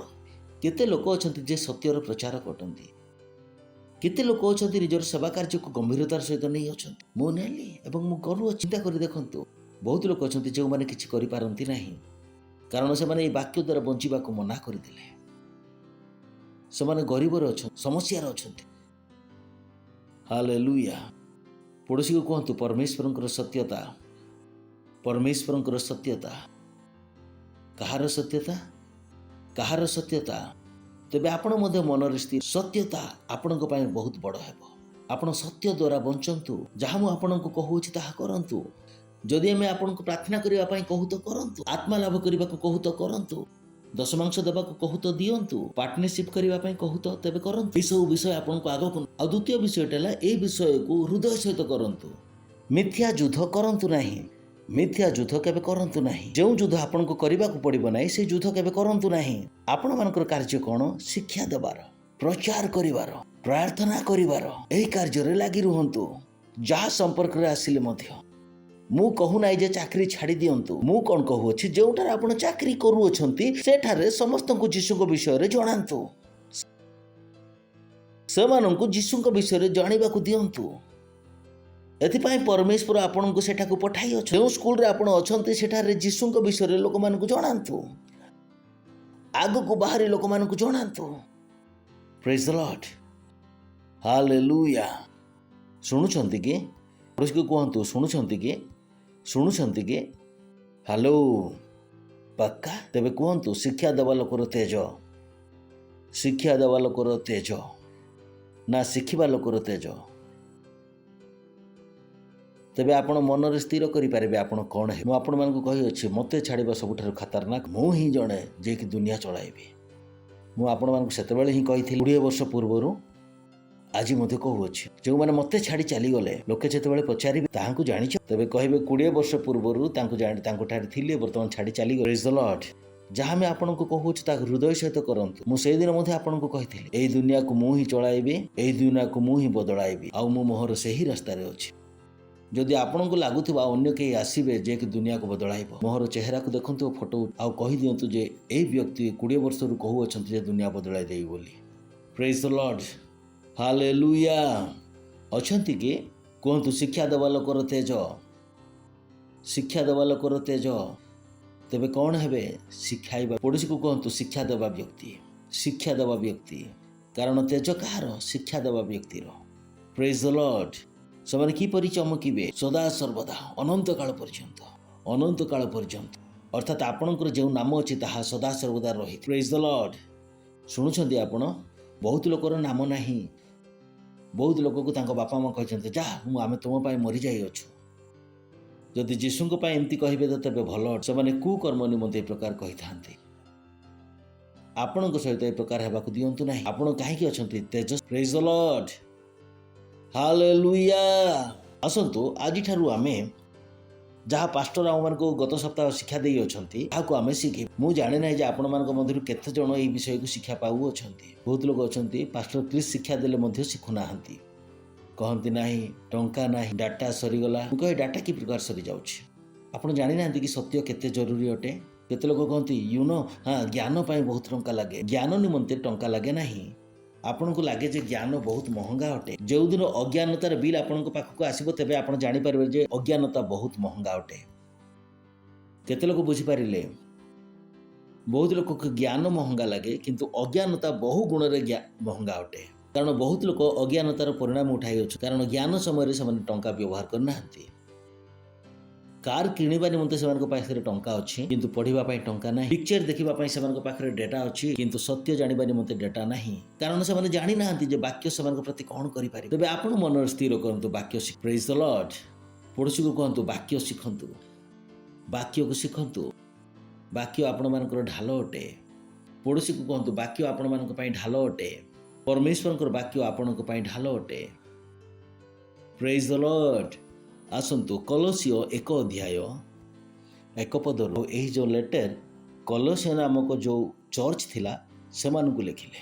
ସେ କହନ୍ତି, ପାଉଲ ଈଶ୍ୱରଙ୍କ ଇଚ୍ଛାରେ ଖ୍ରୀଷ୍ଟ ଯୀଶୁଙ୍କର ଜଣେ ପ୍ରେରିତ ଆଉ ଭ୍ରାତା ତିମୋଥି, ଅର୍ଥାତ୍ ପାଉଲ ଏବଂ ତିମୋଥି କଲୋସିଓ ମଣ୍ଡଳୀକୁ ସେମାନଙ୍କର ଅଭିବାଦନ ପଠାଉଥିଲେ, ଲେଟର ଲେଖିଲେ। ନେକ୍ସଟ, କଲୋସିଓରେ ଥିବା ସାଧୁ ଓ ଖ୍ରୀଷ୍ଟଙ୍କଠାରେ ବିଶ୍ୱାସୀ ଭ୍ରାତୃବୃନ୍ଦଙ୍କ ନିକଟକୁ ଲେଖୁଅଛ। ମୁଁ କହିଲି ନା, କଲୋସିଓ ନାମକ ସହରରେ ଯେଉଁ ଲୋକମାନେ ରହୁଥିଲେ, ଯେଉଁମାନେ ବିଶ୍ୱାସୀ, ସେମାନଙ୍କୁ ଏ ଲେଟର ଲେଖି, ଆମମାନଙ୍କ ପିତା ଈଶ୍ୱରଙ୍କ ଠାରୁ ଅନୁଗ୍ରହ ଶାନ୍ତି ତୁମମାନଙ୍କ ପ୍ରତି ହେଉ। ଅର୍ଥାତ୍ ପରମେଶ୍ୱର କ'ଣ ଚାହାନ୍ତି? ଆପଣମାନଙ୍କ ପାଖରେ କ'ଣ ରହୁ? ଶାନ୍ତି ରହୁ। ଆପଣମାନଙ୍କ ପାଖରେ କ'ଣ ରହୁ? ଅନୁଗ୍ରହ ରହୁ। ଆପଣମାନଙ୍କ ପାଖରେ କ'ଣ ରହୁ? ଅନୁଗ୍ରହ ରହୁ। ପରମେଶ୍ୱର ଚାହାନ୍ତି ନାହିଁ ଯେ ଆପଣ ଜୀବନରେ ସଂଘର୍ଷ କରନ୍ତୁ। ଯୀଶୁ ଖ୍ରୀଷ୍ଟ କହିଲେ, ଆମର ଅନୁଗ୍ରହ ତୁମ ପାଇଁ ଯଥେଷ୍ଟ। ବହୁତ ଲୋକମାନଙ୍କୁ ଜୀବନରେ ଶାନ୍ତି ନାହିଁ। ପରମେଶ୍ୱରଙ୍କର ଇଚ୍ଛା କ'ଣ? ଶାନ୍ତି। ଏହା ପରମେଶ୍ୱରଙ୍କର ଇଚ୍ଛା ଅଟେ, ଆଉ ଏହା ଆପଣମାନଙ୍କ ପକ୍ଷରେ ରହିଥିବା ଉଚିତ। ଯଦି ଏହା ପରମେଶ୍ୱରଙ୍କର ଇଚ୍ଛା, ତେବେ ଆପଣଙ୍କ ଜୀବନରେ ଏହା ହେବା ଉଚିତ। ସେ କହିଲେ, ଆମମାନଙ୍କର ପିତା ଈଶ୍ୱରଙ୍କ ଠାରୁ, କୁହନ୍ତୁ, ପିତା ଈଶ୍ୱରଙ୍କ ଠାରୁ ଅନୁଗ୍ରହ ଶାନ୍ତି ତୁମମାନଙ୍କ ପ୍ରତି ହେଉ। ତେବେ ପରମେଶ୍ୱରଙ୍କର ଇଚ୍ଛା କ'ଣ? ଅନୁଗ୍ରହ ଏବଂ ଶାନ୍ତି। କୁହନ୍ତୁ, ଅନୁଗ୍ରହ ଏବଂ ଶାନ୍ତି। ଆଉ ଗୋଟିଏ ବିଷୟ ମଧ୍ୟ ଅଛି, ଅନୁଗ୍ରହ ଏବଂ ଶାନ୍ତି କେଉଁଠାରୁ ଆସି? କେବଳ ପରମେଶ୍ୱରଙ୍କ ଠାରୁ। ଆଉ ଅନ୍ୟ କୌଣସି ବିଷୟ ଆପଣଙ୍କୁ ଅନୁଗ୍ରହ ଏବଂ ଶାନ୍ତି ଦେବ ନାହିଁ। ଟଙ୍କା ଆପଣଙ୍କୁ ଅନୁଗ୍ରହ ଦେବ ନାହିଁ, ଟଙ୍କା ଆପଣଙ୍କୁ ଶାନ୍ତି ଦେବ ନାହିଁ। ଚାକିରି ଆପଣଙ୍କୁ ଅନୁଗ୍ରହ ଦେବ ନାହିଁ, ଚାକିରି ଆପଣଙ୍କୁ ଶାନ୍ତି ଦେବ ନାହିଁ। ପରମେଶ୍ୱର ହିଁ ସେ ଆପଣଙ୍କୁ କ'ଣ ଦେବେ? ଅନୁଗ୍ରହ ଏବଂ ଶାନ୍ତି। ଏହା କେବଳ ପରମେଶ୍ୱରଙ୍କ ନିକଟରେ, ଆଉ ଅନ୍ୟ କାହା ପାଖରେ ନାହିଁ। ଶୁଣୁଛନ୍ତି, ଯଦି ଆପଣ ଅନ୍ୟ କାହାଠାରୁ ପାଇବା ପାଇଁ ଚେଷ୍ଟା କରୁଅଛନ୍ତି, ତେବେ ଆପଣ ଭୁଲ ଜାଗାରେ ଖୋଜୁଅଛନ୍ତି। ଆଉ ସେ କହିଲେ ଆମମାନଙ୍କର ପିତା ଈଶ୍ୱରଙ୍କ ଠାରୁ ଅନୁଗ୍ରହ ଓ ଶାନ୍ତି ତୁମମାନଙ୍କ ପ୍ରତି ହେଉ। ଅନୁଗ୍ରହ ଓ ଶାନ୍ତି କେବଳ କାହାଠାରୁ ମିଳେ? ପରମେଶ୍ୱରଙ୍କ ଠାରୁ। ଭୁଲନ୍ତୁ ନାହିଁ। ଯେତେବେଳେ ଆପଣଙ୍କୁ ଲାଗେ ଯେ ଓ ਮੇରା ମନ ବ୍ୟାକୁଳ ହେଉଅଛି, ଏହି ଶାନ୍ତି କେଉଁଠାରୁ ମିଳିବ? ପରମେଶ୍ୱରଙ୍କ ଠାରୁ। ନେକ୍ସଟ, ଆମେମାନେ ତୁମମାନଙ୍କ ନିମନ୍ତେ ପ୍ରାର୍ଥନା କରି ଆମ୍ଭମାନଙ୍କ ପ୍ରଭୁ ଯୀଶୁ ଖ୍ରୀଷ୍ଟଙ୍କର ପିତା ଈଶ୍ୱରଙ୍କୁ ସର୍ବଦା ଧନ୍ୟବାଦ ଦେଉଅଛୁ। ସେ କହିଲେ ଯେ ଆମେ କ'ଣ କରୁଅଛୁ? ପ୍ରାର୍ଥନା କରୁଅଛୁ ତୁମ୍ଭମାନଙ୍କ ନିମନ୍ତେ। ସେହିପରି ଯେଉଁମାନଙ୍କୁ ଆପଣ ଯୀଶୁଙ୍କ ନିକଟକୁ ଆଣୁଅଛନ୍ତି, ଆପଣଙ୍କର କାର୍ଯ୍ୟ କ'ଣ? ସେମାନଙ୍କ ପାଇଁ ପ୍ରାର୍ଥନା କରିବାକୁ କହିଅଛନ୍ତି ସେ ଏଠାରେ। ଯଦି ଆପଣ ଜଣେ ସେଲ୍ ଲିଡର ଅଟନ୍ତି, ଯଦି ଆପଣ ଜଣେ ବଡ଼ ପାଷ୍ଟର ଅଟନ୍ତି, ଆପଣ ସେହି ଲୋକମାନଙ୍କ ନିମନ୍ତେ ପ୍ରାର୍ଥନା କରିବେ ଯେଉଁମାନେ ଆପଣଙ୍କ ସେଲ୍କୁ ଆସୁଅଛନ୍ତି, ଆପଣଙ୍କ ଚର୍ଚ୍ଚକୁ ଆସୁ ସର୍ବଦା ପ୍ରାର୍ଥନା କରିବେ। ଯେଉଁମାନଙ୍କୁ ଆପଣ ଯୀଶୁ ଖ୍ରୀଷ୍ଟଙ୍କ ସୁସମାଚାର ଶୁଣାଉଅଛନ୍ତି, ସେମାନଙ୍କ ପାଇଁ ପ୍ରାର୍ଥନା କରିବେ। ସେ କହିଲେ ଆମେମାନେ ତୁମମାନଙ୍କ ନିମନ୍ତେ ପ୍ରାର୍ଥନା କରି ଆମମାନଙ୍କ ପ୍ରଭୁ ଯୀଶୁ ଖ୍ରୀଷ୍ଟଙ୍କର ପିତା ଈଶ୍ୱରଙ୍କୁ ସର୍ବଦା ଧନ୍ୟବାଦ ଦେଉ। ଆଉ ସେମାନଙ୍କ ପାଇଁ କ'ଣ କରୁଥିଲେ? ଧନ୍ୟବାଦ ଦେଉଥିଲେ। ପ୍ରଭୁ ସେ ଲୋକମାନେ ଭଲ, ସେମାନେ ଆଗକୁ ବଢୁ, ଧନ୍ୟବାଦ ସେମାନଙ୍କୁ ତୁମେ ମୋତେ ଦେଇଥିବା ସକାଶୁ। ହାଲେଲୁୟା। ଏମିତି ନୁହେଁ ଯେ ଲୋକମାନେ ବହୁତ ଖରାପ, ସେମାନେ ମରିଗଲେ ତ ଭଲ ହେବ।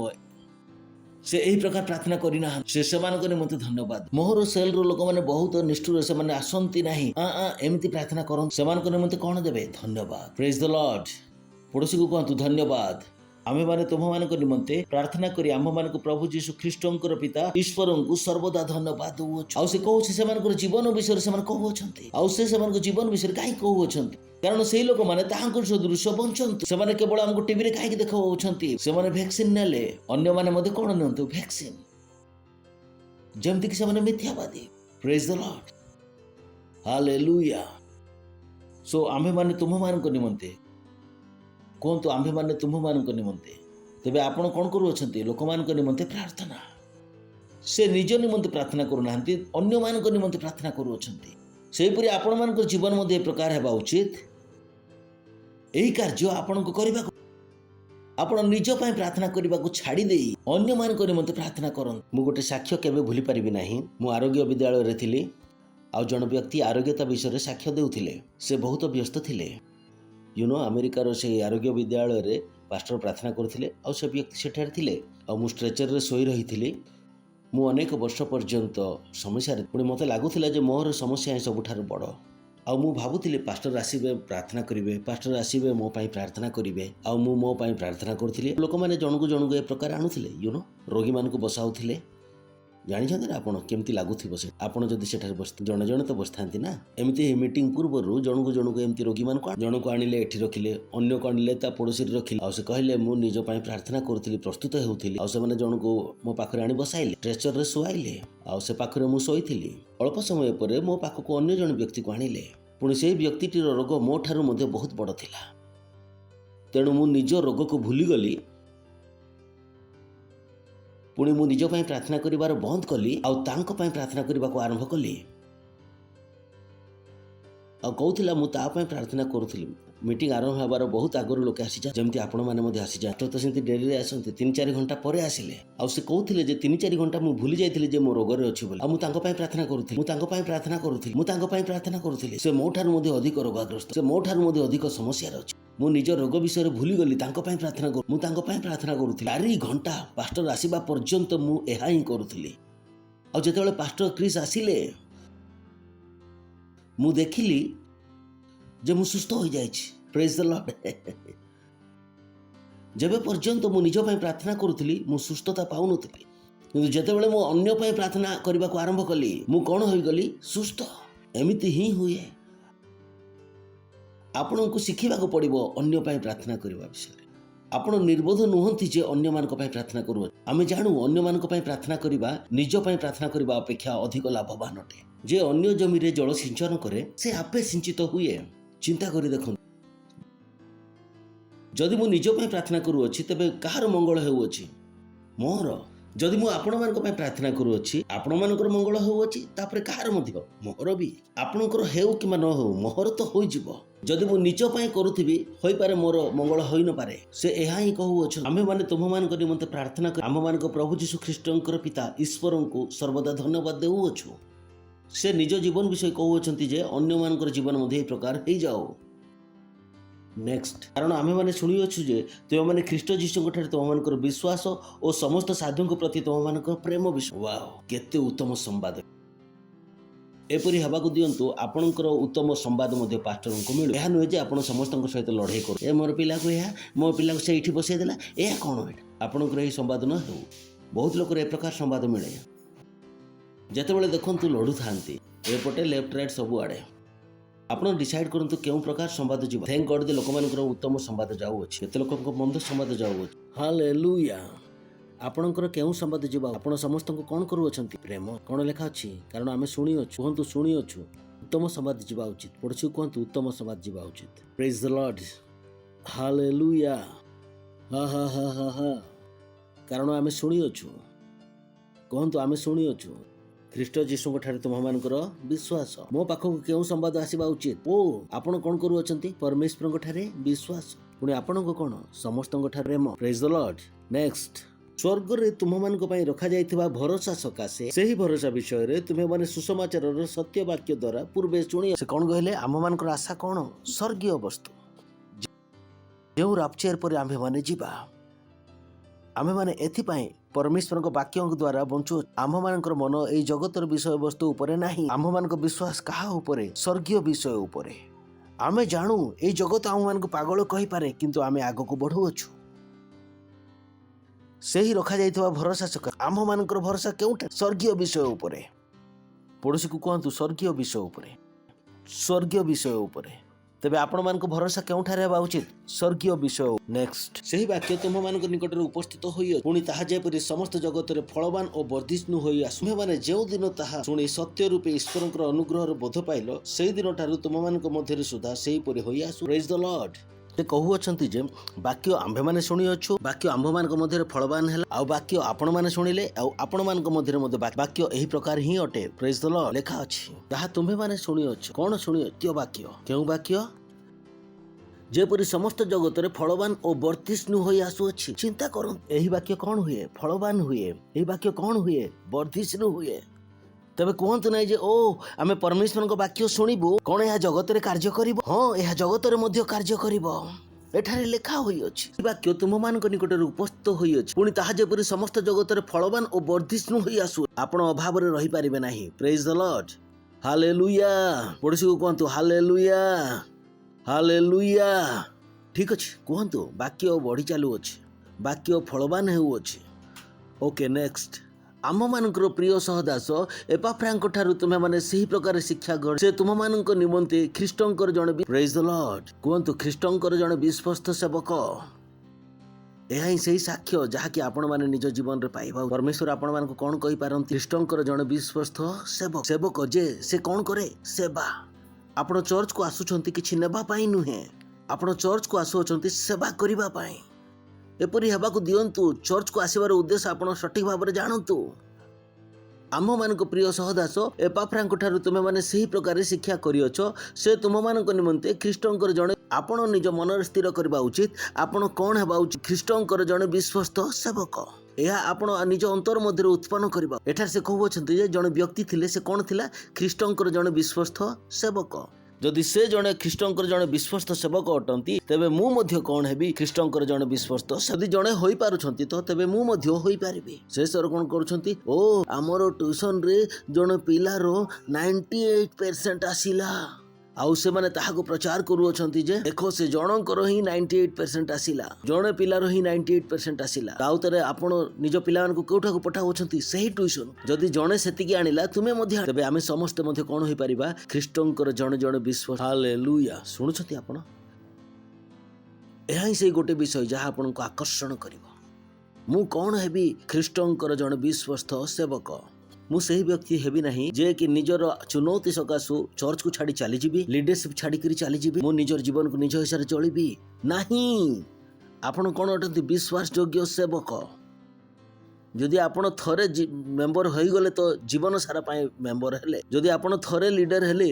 विश्वस्त सेवक नेक्स्ट मध्य आत्मांक दत्त तुम मान प्रेम विषय आंभ मान जणाई प्रेज द लॉर्ड आउ से जीशु ख्रीष्ट को प्रेम को किए जणाई दे एपाफ्रा ठीक अच्छे आउ एपाफ्रा से जानी जे ए लोक मैंने कौन करुछंती विश्वास करुछंती एवं प्रेम मध्य करुछ नेक्स्ट एणु ताहा सुनिबा दिन ठारू आमे माने मध्य तुम मान निमंते प्रार्थना और विनती करिवारु क्षांत होना ध्यान रखंतु प्रथमटी हैला आपण माने ताहांक प्रार्थना शुणु अछंती जद्वारा आपण जानि पारबे जे परमेश्वर आपणक पई कोन चाहू अछंती एवं द्वितीयटी हैला आपण शिखिबा उचित जे आपण अन्य मान निमंते कोन बहुत इंपोर्टेंट अटे एणु ताहा सुनिबा दिन ठारू आमे माने मध्य तुम मान निमंते कोन करू प्रार्थना और विनती करिवारु क्षांत होना जेपरि तुम्हें माने संपूर्ण रूपे ईश्वर को अभिमत ज्ञात हो समस्त आत्मिक ज्ञान और बुद्धि रे प्रभु को सर्व प्रकार संतुष्ट करबा निमंते ताहांकर योग्य आचरण कर अर्थात ईश्वर को तत्व ज्ञान रे बढ़ी तुम्हें माने ईश्वर को तत्व ज्ञान रे बढ़ी चालू थाओ प्रेज द लॉर्ड परमेश्वर कौन चाहती आम मान ठारे कौन हो उत्तम फल कहतु फल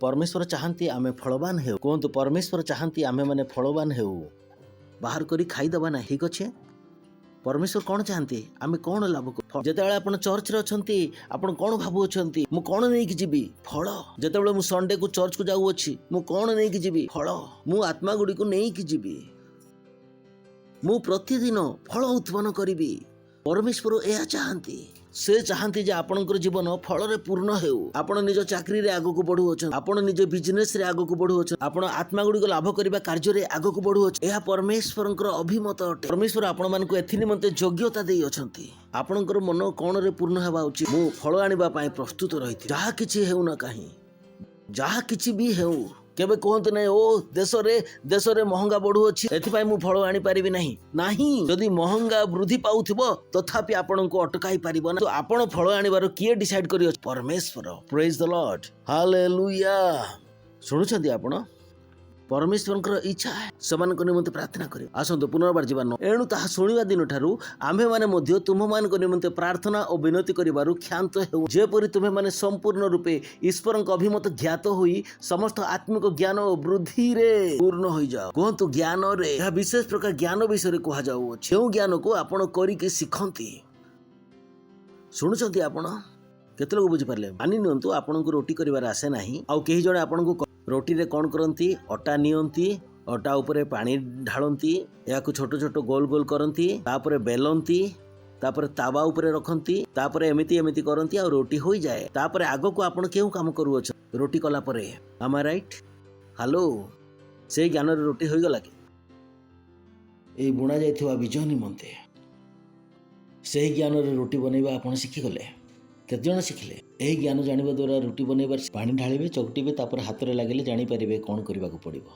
किछि जानि परिबे नाही जबे गोल करि जिवे तो गोल हेबो नाही आ रोटी करिवे तो कोठी मोटा हेबो कोठी पतळा हेबो कोठी लंबा हेबो कोठी भारतर मानचित्र होई जिवो जेतेबेले सेकिबे गोटे पट तो पोड़ी कळा होई जिवो गोटे पट बंद होई जिवो शिखबारे आपण कोन करूछंती से ज्ञान को व्यवहार करूछंती ताहाई से कहू अछंती इच्छा को जानिबा आपण से ज्ञान सहित कार्य करूछंती से ज्ञान केवल आपण मस्तिष्क ही रहिबो नाही से ज्ञान को आपण जीवन रे व्यवहार करिवे एपरि हेबाकु दियंतु नाही जे परमेश्वर को वाक्य रो ज्ञान केवल आपण माने स्वर्ग को गले ही जानि परिबे आ आपण जीवन रे ताहाकु व्यवहार करिवे जदि वाक्य को हे दियो तबे तुम मानकु दिया जिवो आपण से ज्ञान को कोन करूछथि व्यवहार जेपरि आपण सुनिले आ से लोक जो रोगाग्रस्त थिला से निज पई प्रार्थना करबाकू छाडी अन्य पई प्रार्थना करबाकू लागिला आपण से ज्ञान को कोन करूछथि व्यवहार मु मध्ये देखिबे जदि मोर पेटर व्यथा होची मु कौन करी जो मान पेट व्यथा होची से मानक प्रार्थना करी जदि मु जानी पारिबी मो मध्य कैंसर अच्छी मु जो मानकर कैंसर होची से मानक मु प्रार्थना करी निज कैंसर को भूली जाई से मानक निमंते मु प्रार्थना करी जो मानक मध्य कैंसर अच्छी मु एही ज्ञान को व्यवहार करी कारण आमे शिखिलु